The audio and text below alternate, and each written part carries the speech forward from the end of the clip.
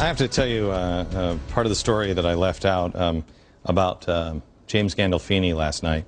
He came up after intermission. The theater went dark, and he came up and he came right next to my chair, and he said, I have to apologize. He said, it was wrong of me to do that, and I'm sorry. And I said, James, I've heard worse.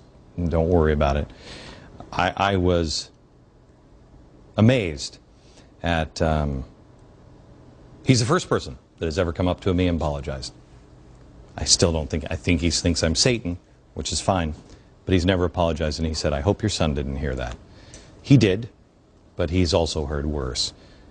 But I thank him for at least being a man of honor and coming up and apologizing. Okay, I want to talk to you a little bit about Shore Bank. And all you need to know about Shore Bank in Chicago is it's a really good local bank. That's it.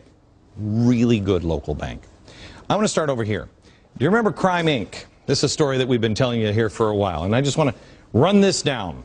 Joyce Foundation, when Barack Obama was on the board of the Joyce Foundation, this is a really nasty kind of liberal slush fund, he decides that he's going to funnel money to start CCX. This is the Climate Exchange Board in Chicago, the Chicago Climate Exchange.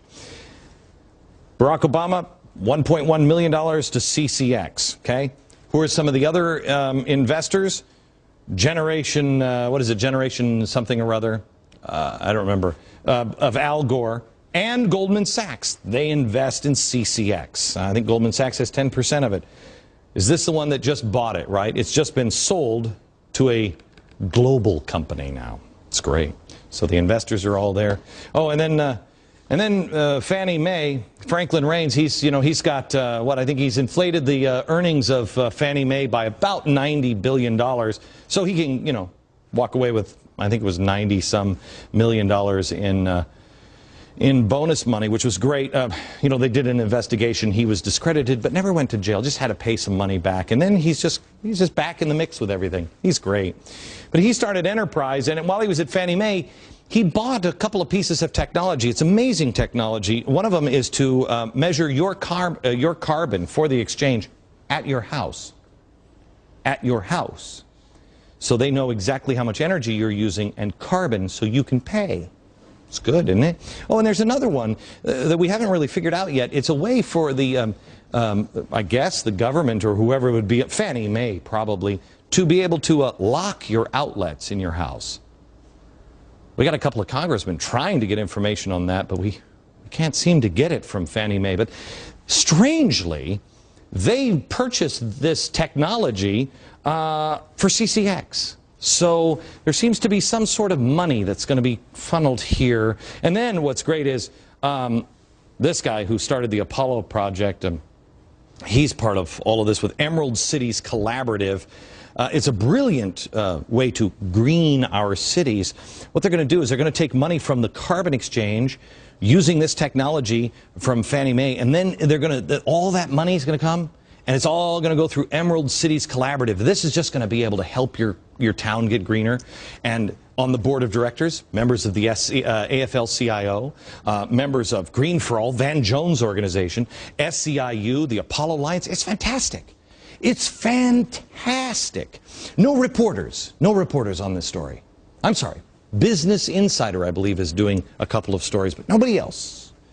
Pay no attention to this. No big deal. Anyway, I want to tell you about a really good local bank.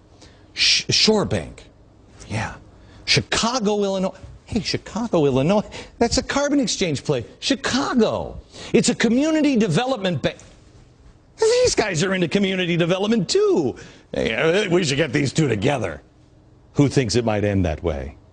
Their focus is on domestic and foreign microfinancing. Look into microfinancing. I always thought it was a good thing. Now I'm beginning to think, uh-oh, something there maybe I didn't see. Since 2000, they've engaged in the financing of green projects. Oh, my gosh. They lost more than $100 million last year due to huge losses from real estate loans in its low-income neighborhoods, and they've been seized by the FDIC. Oh, no, I'm sorry. They were almost seized. But some people have come to the rescue. Private sector bailout. Yep. They don't want any of that government money. I'm going to fill in a few more details on Shore Bank and the people riding to the rescue. Next.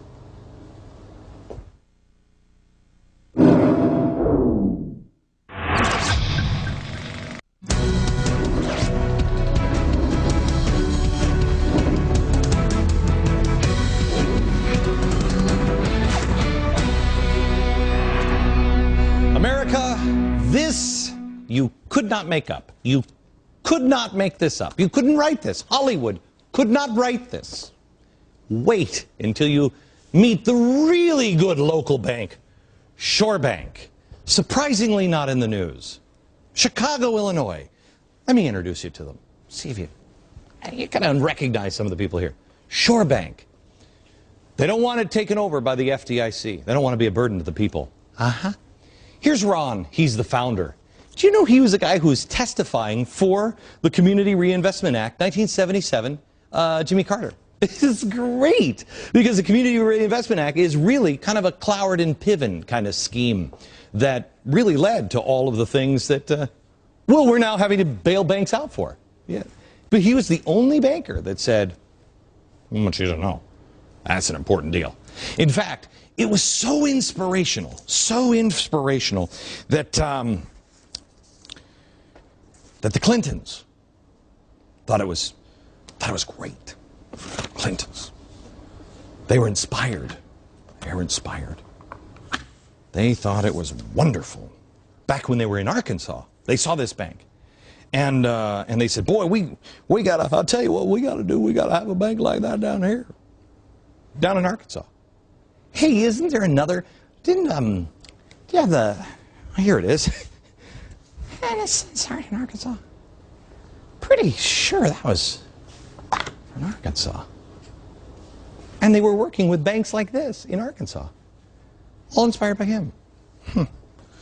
Okay, now, on the list of shareholders for the really good bank, Shore Bank, the list of shareholders, you know who the big shareholder is?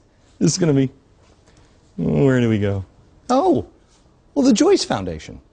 The Joyce Foundation from Crime Inc., the one who started the climate exchange that Barack Obama was on, and they're by the Fannie Mae, and that's a good one.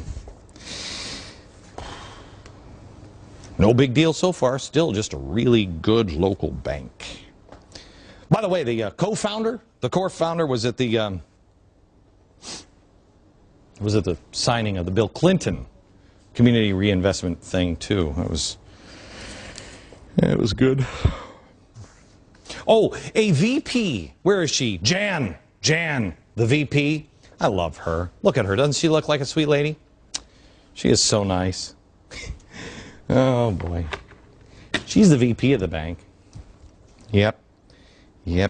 Oh, you know what's weird? She was actually Hillary Clinton's roommate in college. Yeah. Oh, and there's a couple of other things that aren't even really worth looking at, really. She's on the board of Vital Voices and Women Advancing Microfinance. Remember microfinance? We're going to come back to that one. She's also a member of the Council of Foreign Relations, and she's working on ways to develop talent pool for the presidential appointments. But it's just a really good local bank. Now let me introduce you to the former vice president here, former executive vice president. This is Bob. Hi, my name's Bob. I'm the former executive vice president. He is a kind of a key player in a lot of things. He's been active for over 25 years in community and civic organizations. He's been on the he's on the Center for Neighborhood Technology. He's on the visiting committee of the University of Chicago Law School. University of Hey, wasn't he at the, I wonder if he knows Bob, because he was at the university. Oh, I bet he does, because he also was on the board of the Business People in the Public Interest, BPI, that received $375,000 in grants from the Chicago Annenberg Challenge, which, see, Barack Obama was on that. Oh, and Bill Ayers was on the, I wonder, because he didn't know Bill Ayers, he probably doesn't know Bob either. I think he thinks I'm Satan, which is fine, but he's never apologized, and he said, I hope your son didn't hear that. He did, but he's also heard worse. But I thank him for at least being a man of honor and coming up and apologizing. Okay, story that I left out about James Gandolfini last night. He came up after intermission. The theater went dark, and he came up and he came right next to my chair, and he said, I have to apologize. He said, it was wrong of me to do that, and I'm sorry. And I said, James, I've heard worse. Don't worry about it. I was amazed at, he's the first person that has ever come up to me and apologized. I still don't think I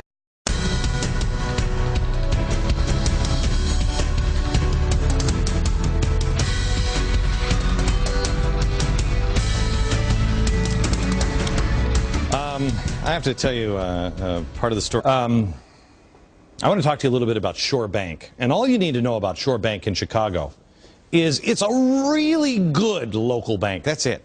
Really good local bank. I want to start over here.